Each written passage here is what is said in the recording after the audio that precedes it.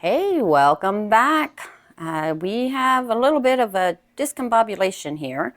We have this lovely Lady Isabel. I call her Lady Isabel. That's not really her real name. She is a Bolera Isabella Lunar Eclipse. And then we have this one, a much smaller version of the Oncastelle Wildcat Yellow King that used to be all lovely and beautiful.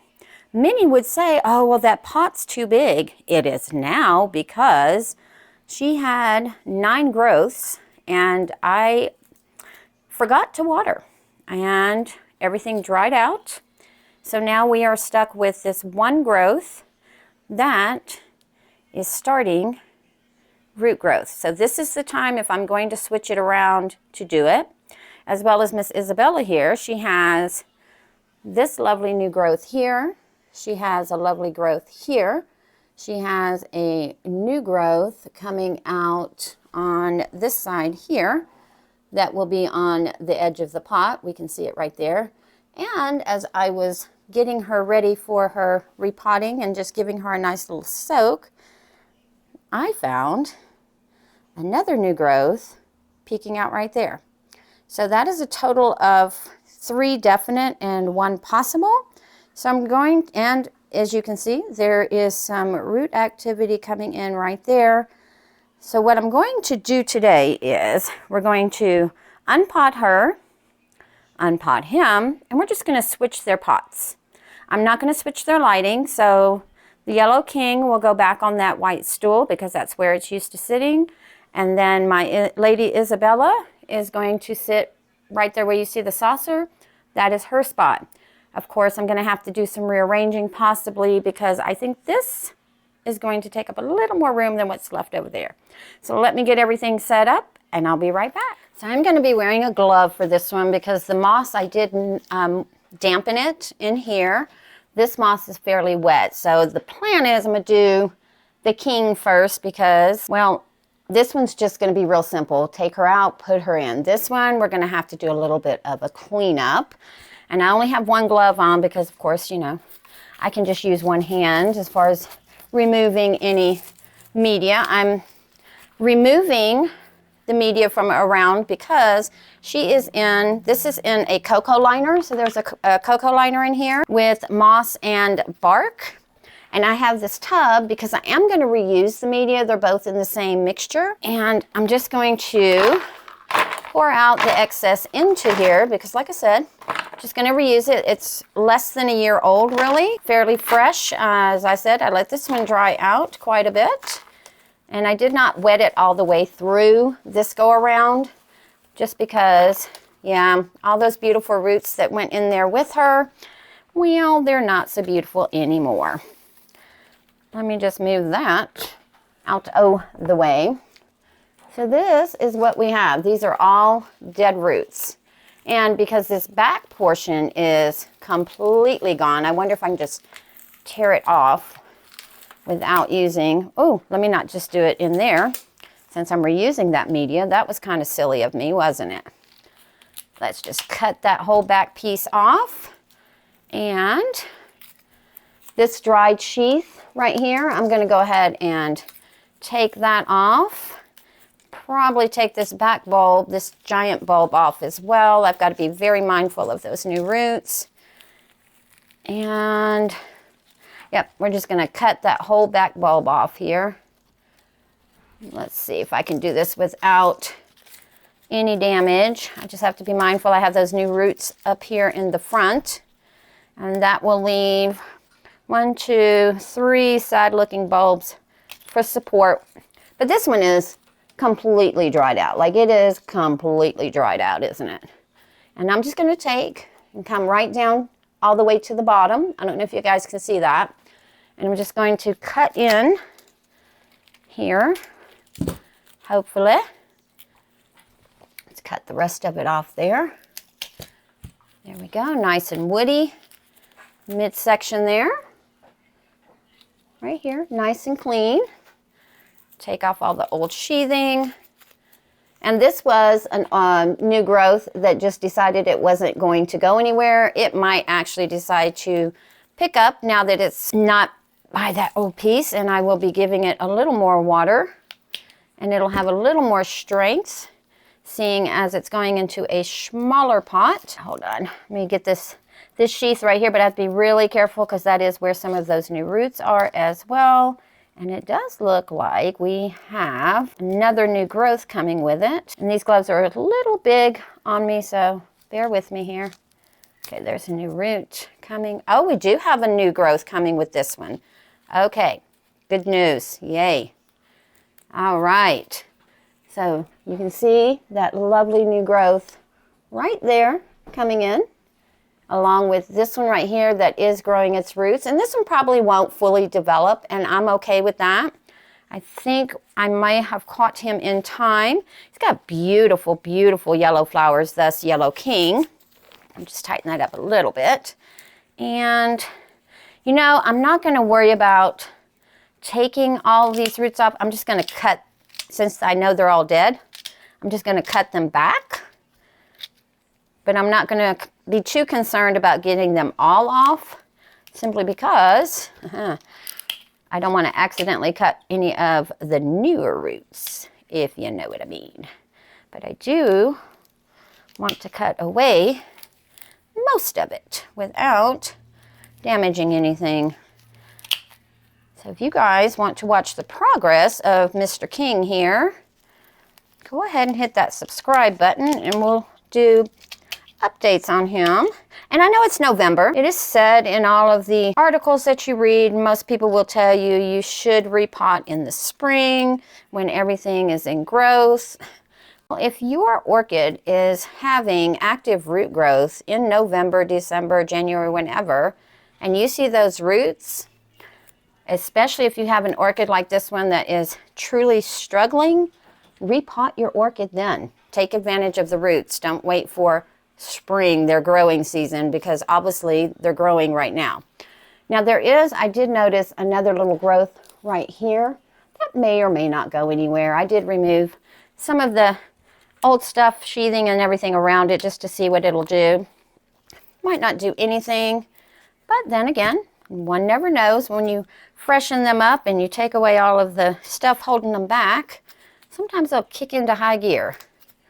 Wouldn't it be nice if we had to repot him into a bigger pot in the spring because he just decided he was going to take off? That would be amazing.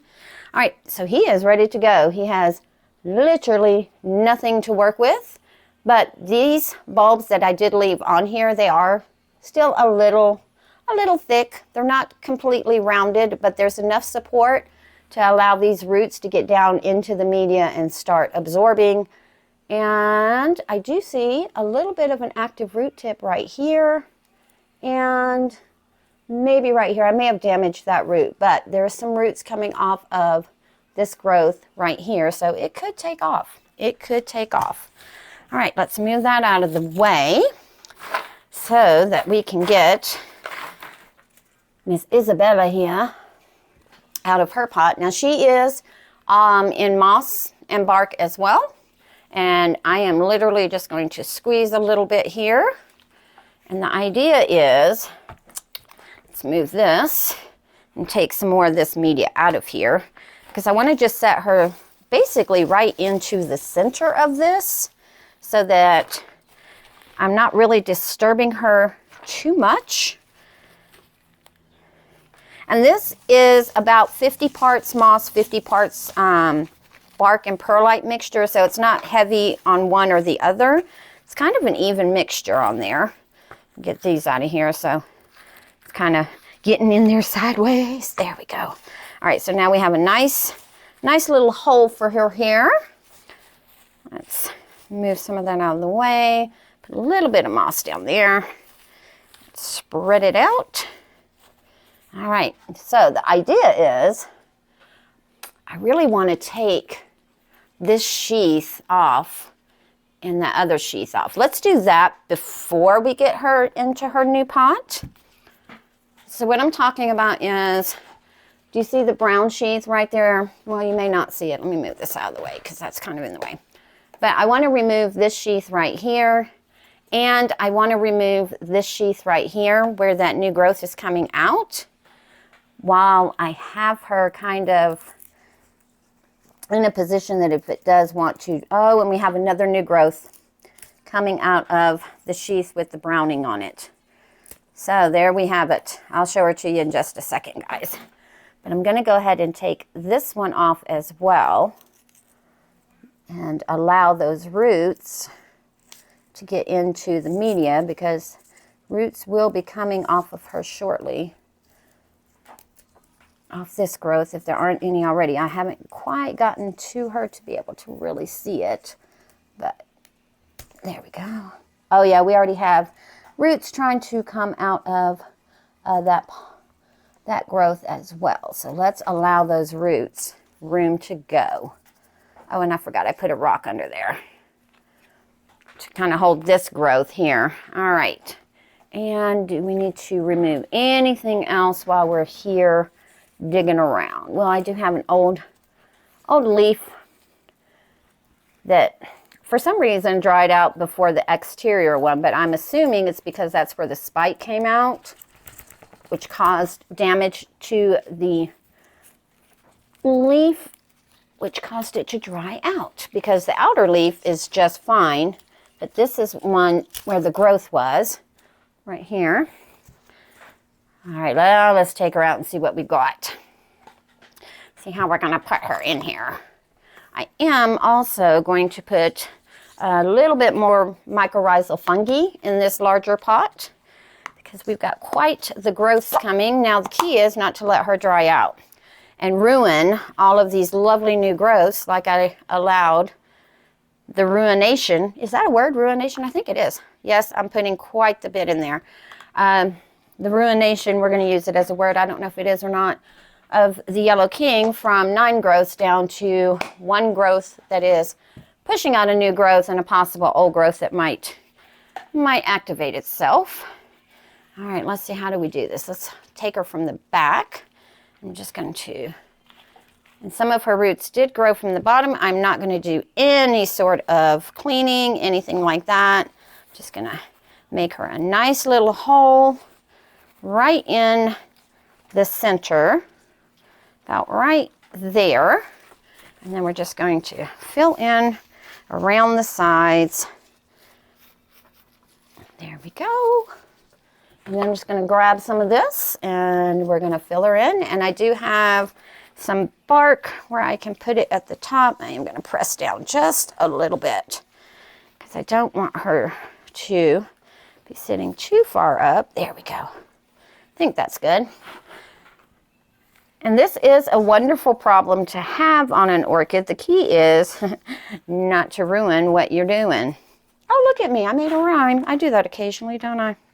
How's everybody doing today? Anybody have this issue where you have to switch out pots? I have a couple of Phalaenopsis I need to do this too, where one is in a pot that was fitting for its size when I put it in there, but due to leaf loss and whatnot, it just looks ridiculous in the one pot. And then the other one had to be in a smaller pot due to its situation at the time that is now outgrowing the smaller pot. And it's okay to reuse media if it's not old, especially with as expensive as this stuff can get at times. And spag moss is definitely on that list of expensive media types. Settle her in a little bit. And then I'm going to make sure that I do put moss kind of close to the edge right here where all the new growths and whatnot with their roots are going to be pushing out. I'm not going to cover any of the new roots with media because they haven't been in media yet, because then you're going to have the possibility of stalling them. So it does look like, I'm glad I grabbed some moss and some bark off to the side, because it looks like I'm using what I took out of here, putting it right back in, and there's not going to be enough for Mr. King to have any, which is fine. I might need to stretch my cocoa fiber liner here a little bit. There we go. Yeah, if you moisten it a little bit, it's easy to stretch out. I am stretching it when it's kind of on the drier side right now, but I will give her a nice good soaking, make sure all of the media is dampened, and then I might stretch it a little bit more just to raise it up a little bit, make a bigger bowl. There we go, as I keep doing it. All right, and make sure I don't put any of the old pieces in there. Yep, we're gonna have to get, there, that's it for that. And then I will top this off with just some bark on top to help keep the dampness in. But for now, I'm kind of pleased with that. There she is. And I probably could have set her back a little bit further. And I might, I don't know, we'll just have to wait and see what that does. But to hang her over there. And give me 1 second here. Let's get some moss, my tub of moss. I'm running low. This is all I have left. And you can get this also at the Orchid Supply Store. Using coupon code TRISH, you get 12% off. So that is a good deal on multiple orders. It's not a one-time use. You can use it as many times as you want. And it's free shipping, which is also amazing. Not a lot of places offer free shipping without having a minimum amount. So that is not the case with the Orchid Supply Store. Now I'm just adding some large, medium, and small Orchiata bark with some perlite. This is some of the mix left over from the Phalaenopsis that Ken sent me. And if you haven't seen that video, I will link it in the description below so you can go check that out. Got quite a few. Some nice big girls too. Normally I like to work with this a little on the damp side, but you know what? Now it's dry. We'll just have to go with it, and I'll have to give it a nice soaking. So we're going to set him right in the center. And yes, this still looks like a really big pot, but this way I ensure that it does stay damp long enough for it to maintain some moisture. And I'm going to have to do it like that because that's kind of how it was. This piece was kind of off to the side just to make sure that it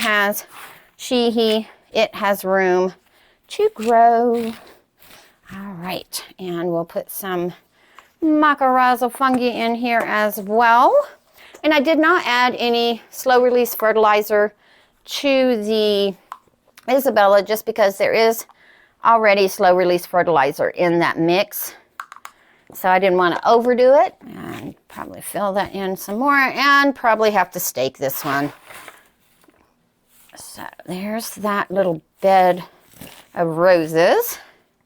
And let's put it kind of in the center, about right there. Yeah, we're going to have to stake this one, guys. We are going to have to stake it. Maybe not right now. I mean, I will have to stake it, but just maybe I can finish at least getting it potted up, and then I can stake it later. This one, of course, as you can tell, is heavier in the moss than the other one.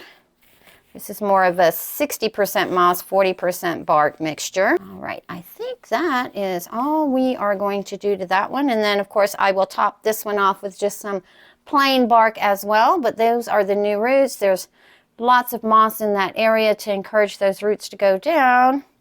And we will just have to keep an eyeball. Let me slide her down a little bit like that. There we go. And I will stake it just to make sure it stays sturdy as those roots get in the pot. Well, guys, let me know your predictions. Do you think this one's going to go downhill? Well, I guess it would help if you could see this one. If this one here is going to go down and this one's going to thrive and I'm going to do this again in a few months, fingers crossed we don't. Fingers crossed I have that one corrected. And then this one here will just be in this pot for the next year or so while it reestablishes. I hope you guys have a beautiful rest of your day. Go ahead and leave your comments below. Give it a like if you enjoyed it. Subscribe if you want to follow their progress. And I'll see you guys next time.